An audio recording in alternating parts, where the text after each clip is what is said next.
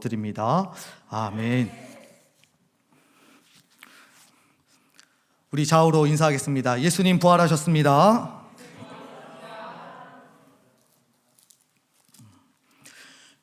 여러분, 죽었다가 다시 살아난 사람을 보신 적이 있습니까? 간혹 봤다고 하신 분들이 있더라고요. 그러면 그 사람이 영원히 산 것을 보신 적이 있습니까? 만약 여러분 주위에 그런 사람이 있다면 우리는 지금 이 자리에 앉아 있으면 안 됩니다.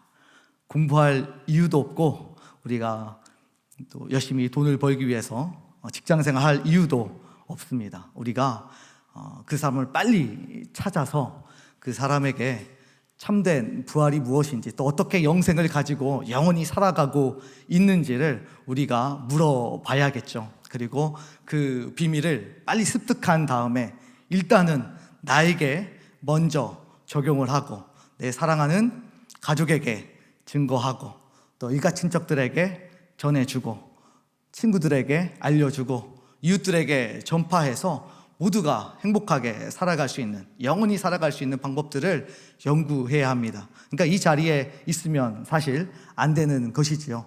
그런데 여러분은 이 자리에 앉아 계십니다. 여기에 왜 앉아 계십니까? 바로 여러분이 믿고 있는 그 예수 그리스도께서 부활하셨고 영원히 살고 있기 때문입니다. 아멘.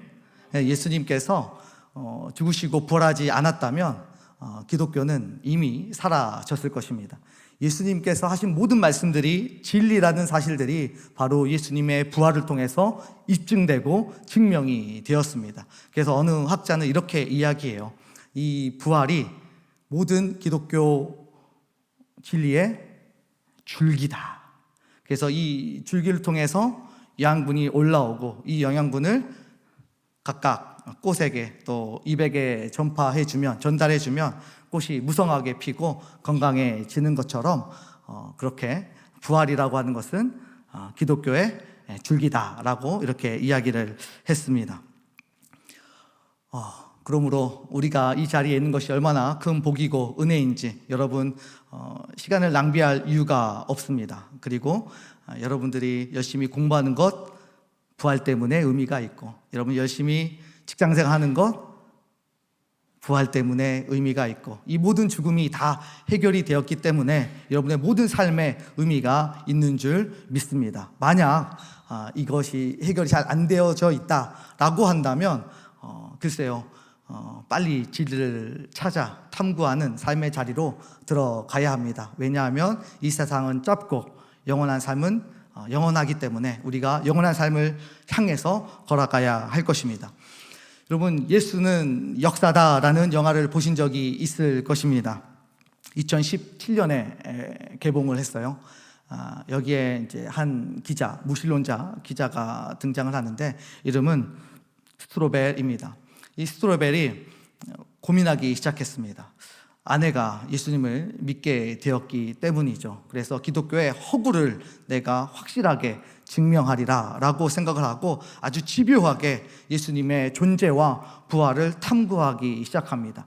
이것저것 많은 자료들을 분석하고 또 많은 전문가들을 찾아 나서기 시작했습니다. 그래서 기독교를 박살내겠다라고 생각을 했지만 시간이 가면 갈수록 너무나 명확하고 선명한 예수님의 부활 이 사실 때문에 오히려 자신의 생각이 변하고 마음이 변하는 그런 일들이 일어나게 됩니다.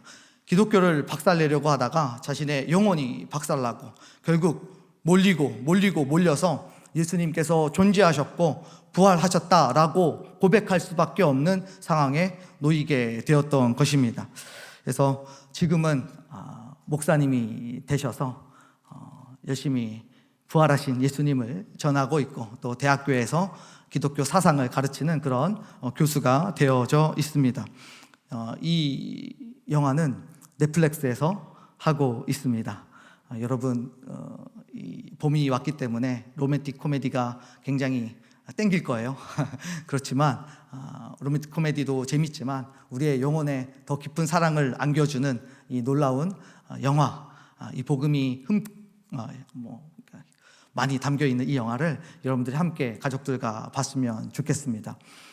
특별히 봤어도 한 번 더 보시고 무엇보다 사랑하는 내 가족과 친구가 믿지 않고 있다 한다면, 그래서 말로 좀 전도하고 싶은데 그것이 쉽지 않다라고 여기고 계신다면 좋은 방법이 있어요. 함께 넷플릭스를 보면서 예수님의 역사를 한번 보는 그런 시간들을 가졌으면 좋겠습니다.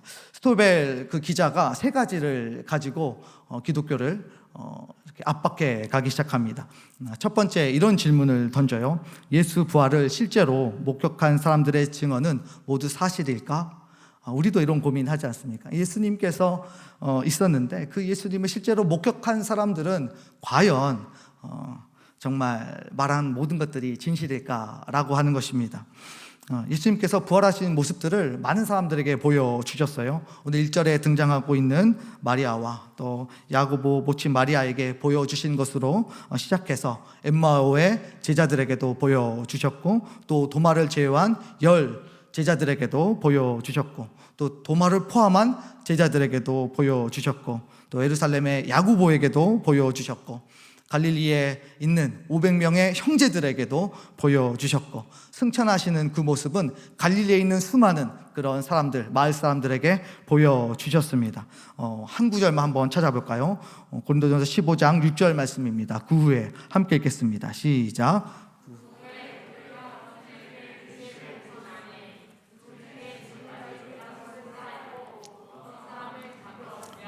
이렇게 성경에는 예수님이 부활하셨다라고 하는 증거들이 굉장히 많고 증인들도 많이 있습니다.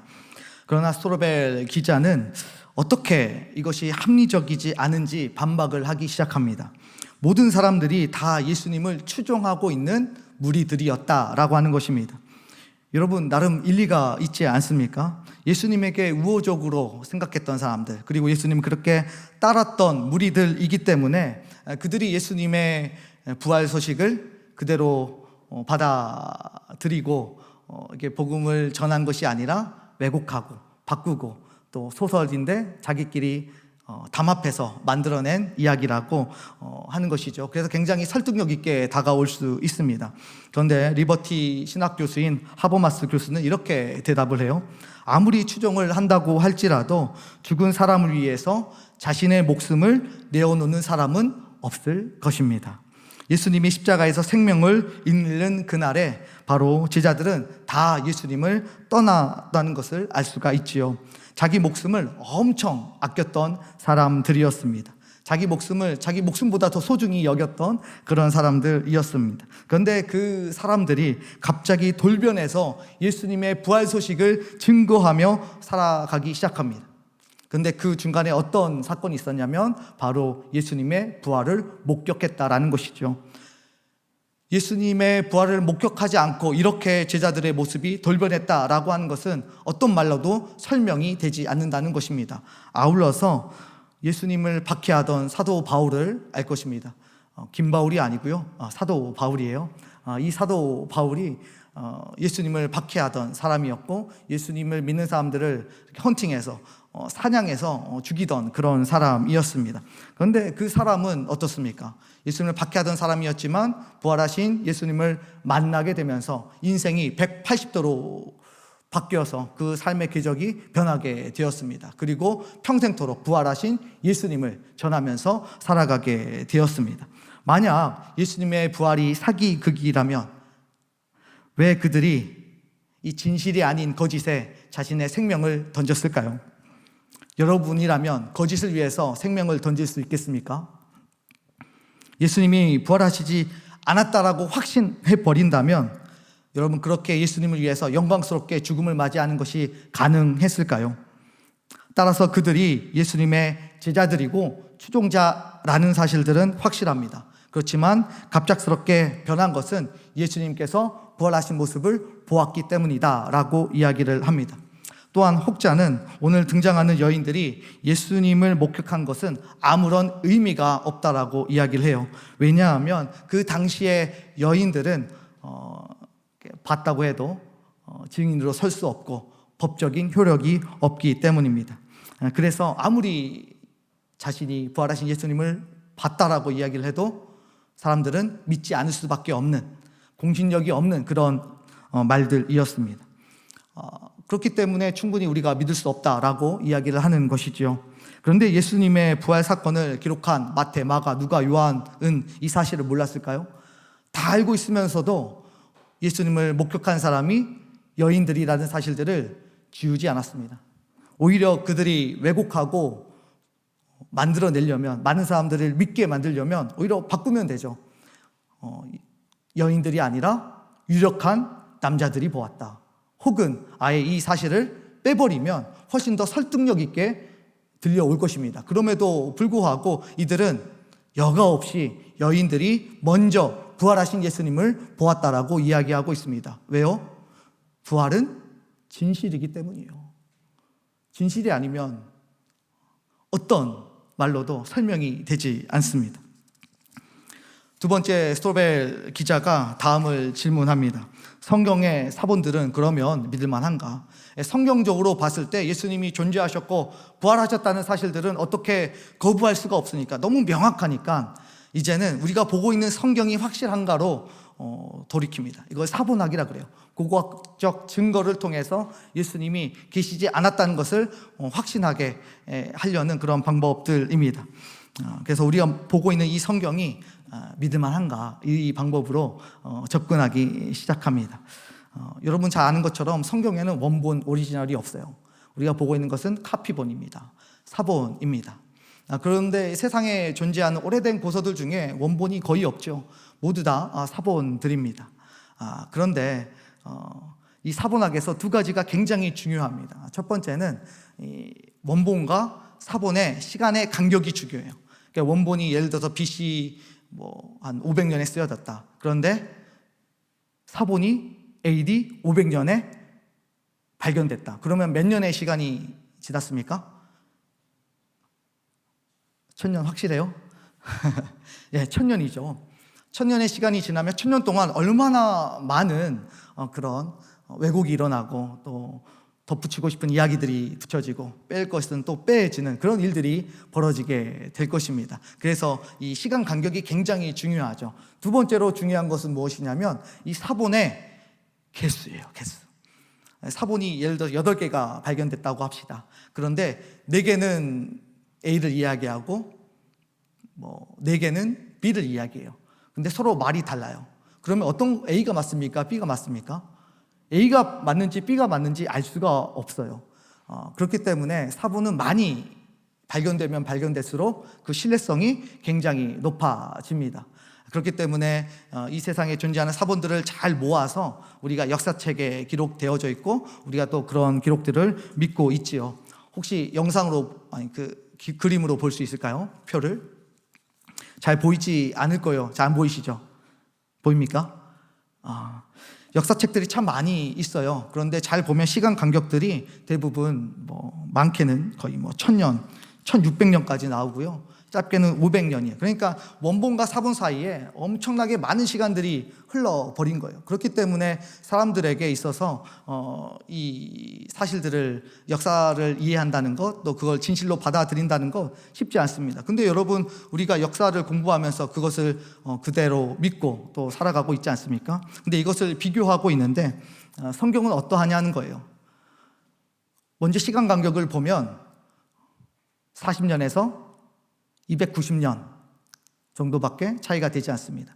특히 요한복음 같은 경우에는 90년에 원본이 쓰여졌어요. 요한에 대해서. 그런데 130년에 그 카피본이 발견이 되었어요. 그러니까 130년에 기록된 카피본이 발견이 된 거죠. 그러니까 40년밖에 차이가 나지 않습니다. 신약 전체를 봐도 290년밖에 차이가 나지 않아요. 다른 역사책들은 1600년의 차이가 나는데도 불구하고 그것들을 그대로 역사라고 진실이라고 믿고 살아가는데 왜 성경만큼은 40년에서 290년밖에 차이가 나지 않는데도 믿지 않는 것일까요? 그래서 이 사실을 스토벨 기자가 확인하게 되어집니다. 그리고 사본의 개수도 다른 것들은 많아봐야 20개 정도밖에 되지 않지만 성경은 몇 개일까요? 보이십니까? 안 보입니까? 네. 무려 24,000개예요. 사본의 개수가 압도적입니다. 근데 그 모든 2만 4천 개 성경 안에서 예수님의 존재와 부활에 대해서 다 설명하고 있어요. 그러면 이것은 역사적 사실입니까? 아닙니까? 상식적으로, 과학적으로, 고고학적으로 접근해도 이것은 확실하게 예수님께서 존재하셨고 부활하셨다는 사실들을 우리가 인정할 수밖에 없는 것이지요. 그래서 스트로벨 이 기자도 이 사실을 처음 접하고 나서 할 말을 잃었습니다. 고고학적으로 봐도 이 사실은 너무나 분명한 사실이었기 때문입니다. 그러자 이제 생각을 바꿔요. 안 되겠다. 이 방법으로는 도저히 기독교가 허구라는 것을 증명할 수가 없겠다. 그래서 세 번째 방법을 찾습니다. 바로 예수님은 죽지 않고 기절했다. 부활이 너무 선명하니까 이제 방법을 바꾼 거예요. 예수님이 아예 죽지 아니하셨다면, 기절하셨다면 예수님 부활할 이유도 없지 않은가.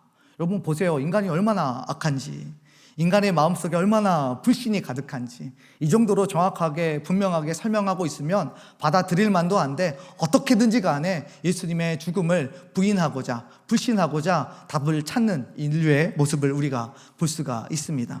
그래서 이것에 대해서 이제 예수님이 죽으셨다는 것을 확신해야 되는데 이걸 가지고 최고의 공학 박사이자 의사인 알렉산더 머드렐이라는 사람을 찾아갑니다. 그리고 거기에 최고의 의학 저널 학술지를 그 교수가 그 기자에게 보여주게 됩니다.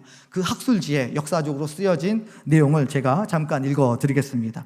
예수의 육체적 죽음, 의학적, 역사적 증거로 분명히 알 수 있는 것은 예수는 옆구리를 찔리기 전 이미 죽었다는 사실이다. 그러므로 예수가 십자가에서 죽지 않았다는 가정에 근거한 해석은 현대 의학에 맞지 않다.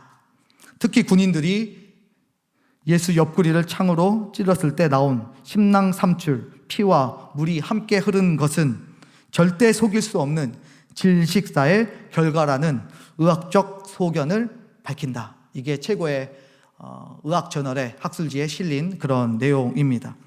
그러니까 이 기자가 고고학적으로도 의학적으로도 또 성경적으로도 아무리 접근해봐도 예수님의 존재와 부활이 거짓이라는 증거를 찾아낼 수가 없었습니다.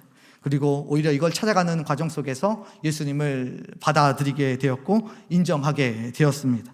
그러니까 예수님의 사진을 쫙 이렇게 보면서 멋있는 말을 합니다. 오늘 제목인데요. 함께 영어로 해볼까요? 시작. You win. 하나님, 당신이 이겼습니다. 하나님, 당신이 이겼습니다. 반대로 이야기하면 하나님, 제가 항복합니다. 제가 굴복합니다. 예수님의 부활을 저는 확신합니다. 저는 예수님께서 세상의 모든 그런 사망과 죽음만 이기신 것이 아니라 세상의 모든 사람들의 지독한 불신과 믿음 없음을 이기실 것을 확신합니다. 우리 안에 있는 하찮은 불신과 의심을 깨고 반드시 우리를 굴복시키시는 하나님을 우리가 보기를 원합니다. 그래서 우리 청년교구를 통해서 우리 라모온 교회를 통해서 예수 그리스도의 확실한 그 부활의 소식이 온 천하에 흘러갈 수 있기를, 또한 이 소식을 듣는 모든 사람들이 스트로벨 목사님처럼 인생의 궤적이 바뀌어버리는 그런 놀라운 능력이 있기를 다시 한번 예수 그리스도의 이름으로 축원합니다. 우리 좌우로 다시 한번 큰 소리로 선포하겠습니다. 예수님 부활하셨습니다. 이러한 소식 또 이러한 증거가 확실함에도 불구하고 예수님은 아직도 신하나 또 소설처럼 여기는 사람들이 세상에 많이 있습니다. 아무리 이성적으로 접근을 해서 부활의 모든 퍼즐들을 이렇게 다 맞춰간다고 할지라도 예수님을 믿는 것은 사실 쉽지 않습니다. 왜냐하면 믿음의 생성 주체가 우리가 아니라 바로 하나님이시기 때문입니다. 아무리 완벽한 증거들을 다 가져다가 주어도 예수님께서 부활하셨다는 사실, 이것이 진리라는 사실들을 인간은 이해하거나 받아들일 수가 없는 것이지요. 왜냐하면 우리 스스로가 믿음을 가질 수 있는 존재가 아니라 바로 성령께서 역사하셔야만, 하나님께서 인정해 주셔야 되만, 예수님께서 주도적으로 사역을 감당해 주셔야만 우리의 마음속에 믿음이 생성되고 착상이 될 수 있기 때문입니다. 그런 의미에서 하나님 당신이 이겼습니다. 이 말은 하나님께서 주도적으로 역사하셔서 우리의 마음속에 부활의 믿음을 갖게 하신다라는 것을 다시 한번 이야기하고 있는 것이지요. 오늘 본문에서도 예수님과 가장 가까이 있었던 사람들이 등장하고 있습니다. 그런데 이 사람들도 예수님과 3년 동안 함께했고 예수님을 가장 사랑하는 연인들이었지만 그럼에도 불구하고 허둥지둥 믿음 없이 헤매이는 모습들을 등장합니다. 그런 제자들, 그런 여인들을 예수님께서 찾아가셔서 그 마음을 기경하여 주시고 점령하여 주시고 굴복시켜 주셔서 부활의 증인들로 세워주십니다. 먼저 등장하는 사람들이 있죠. 바로 여인들이 등장하고 있습니다. 오늘 본문에서 예수님에게 이제 찾아가는 거죠.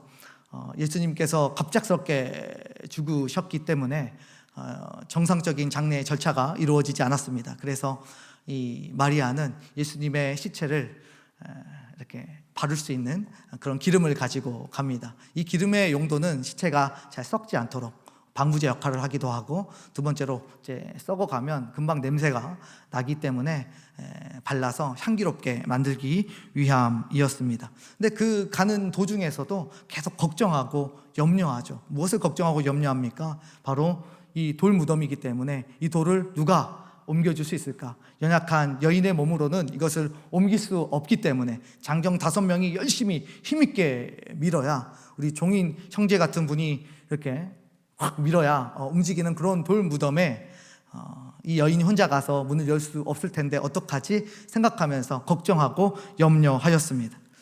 그리고 들어가 보니까 그 안에도 시체가 없음에도 불구하고 그 마음속에 작은 조각이라도 부활하셨다라고 하는 눈치를 채지 못하는, 절대적으로 믿음이 없는 모습을 이 여인들이 보여주고 있습니다. 세마포 옷을 보았고 머리에 둘렀던 수건을 보았고 시체가 사라졌음에도 불구하고 예수님께서 살아생전에 말씀하셨던 그 말씀, 내가 3일 만에 다시 살아나야 하리라, 이 말씀을 기억하지 못하고 받아들이지 못하는 그런 여인들의 모습을 볼 수가 있습니다. 그러자 찬란한 옷을 입은 두 사람이 이렇게 말합니다. 6절 말씀 함께 읽겠습니다. 시작. 여기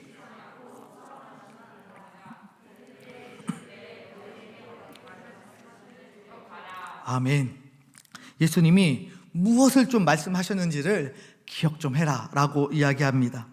갈릴리 계실 때 말씀하셨던 그 내용, 3일 만에 다시 부활할 것이다, 그 내용, 고난도 당하지만 부활할 것이다 라고 말씀하셨던, 고난을 당하셨으니까 반드시 또 부활이 이루어진다는 이 사실들을 놓치지 않고 좀 기억 좀 하라는 것입니다. 다시 말하면 이 여인들의 머릿속에도 마음속에도 부활에 대한 확신과 믿음과 소망 1도 없었다는 것을 알 수가 있습니다. 이제 제자들입니다. 제자들이 이 소식을 또 받아들입니다. 그리고 제자들이 이 여인들에게 이 소식을 듣고 나서 열심히 또 무덤으로 달려가서 보게 되죠. 그런데도 불구하고 제자들은 믿지를 못합니다. 11절 말씀 한번 읽어볼까요? 사도들은, 시작. 사도들은 그들의 말이 허탄한 듯이 들려 믿지 아니하나. 성경은 계속해서 강조하고 있어요. 믿지 아니한다, 믿지 아니한다, 기억 좀 해라. 베드로가 일어나서 무덤으로 달려갔습니다. 그 반응도 똑같습니다. 그 된 일로 놀랍게 여기며 집으로 돌아가니라. 여러분, 놀랍게만 여겨요. 와, 놀랍네, 감탄하고 끝입니다. 그 안에 믿음이 생성되지가 않습니다. 심지어 엠마오로 걸어가던 두 제자는 길을 걷는 도중에 예수님을 만나서 서로 이야기하면서 걸어갔습니다. 그럼에도 불구하고 예수님의 얼굴을 알아보지 못합니다. 그러자 예수님께서 이렇게 말씀하세요. 25절 말씀 함께 읽겠습니다. 시작.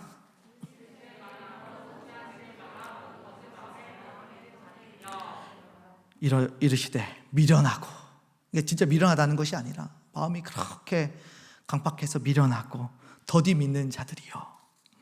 영적으로 아둔해서 믿지를 못하는 제자들을 책망하고 계시는 예수님의 모습을 볼 수가 있습니다. 그리고 이제 예수님께서 부활하시고 제자들을 찾아가세요. 찾아가서 제자들을 만나는데도 불구하고 제자들이 뭐라고 하냐면 영인 줄 알고, 예수님이 육으로 부활하셨는데 귀신인 줄 알고 영인 줄 알고 굉장히 당황하고 두려워하는 모습을 보여줍니다. 그러면서 또 그렇게 이야기하죠. 38절 말씀 함께 읽겠습니다. 시작. 예수께서 이르시되 어찌하여 두려워하며 어찌하여 마음에 의심이 일어나느냐. 여러분, 두려워하고 무서워하고 겁내하고 이런 것들은 다 하면서 이런 감정의 상황들은 계속해서 이루어지는데 마음속에 가장 중요한 예수님이 원하시는 그 믿음은 조금의 좁쌀만큼도 찾아볼 수 없다는 것을 우리가 쉽게 알 수 있습니다. 여러분, 그래서 어떻습니까? 봐도 믿을 수 없고 더디 믿고 놀라기만 할 뿐 어느 것도 받아들일 수 없는 인간의 모습을 계속해서 누가는 기록하고 있습니다. 여러분, 저는 예수님의 이 모습을 다시 한번 봐요. 다시 한번 찾아가셔서 기억하라고 이야기하시고, 때로는 책망하시고, 때로는 꾸짖으시고, 때로는 기억하라고 이야기하시고, 자기를 만져보라고 이야기하시고, 여러 가지 모든 방법들을 통해서 예수님께서 제자들의 마음에 믿음을 생성시켜 가십니다. 인간이 스스로 만들어낸 믿음이 아니라 예수님께서 주도적으로 사역하셔서 그 마음속에 부활의 믿음을 갖게 하시는 모습을 볼 수가 있습니다. 여러분, 부활절이 되면 대중 매체들이 일제히 예수님의 부활을 다루죠. 대부분 예수님의 부활은 기독교의 신화다, 소설이다, 이렇게 소개를 해요. 아직도 교회 밖에서 이런 평가들을 내리는 것들은 아쉽긴 합니다. 그렇지만 당연한 결과라고 생각을 합니다. 그렇기 때문에 사실 교회에 그렇게 큰 타격은 없습니다. 그런데 문제는 교회 안에서조차도 이것에 동조하면서 부활은 마치 만들어낸 얘기처럼 취급하는 신자들이 늘어나고 있다는 것은 굉장히 심각한 일이지요. 심지어 신학자들도 이렇게 설교를 합니다. 목사님들이 이렇게 설교해요. 예수님이 부활하셨다는 것을 제자들이 믿었습니다. 뭔가 이상합니까? 다시요. 예수님이 부활하셨다는 것은 제자들이 믿었습니다. 혹은 예수님이 부활하셨다고 성경에 기록되어져 있습니다. 여러분, 이들이 말하고 있는데 이들의 말의 함정이 무엇인가요?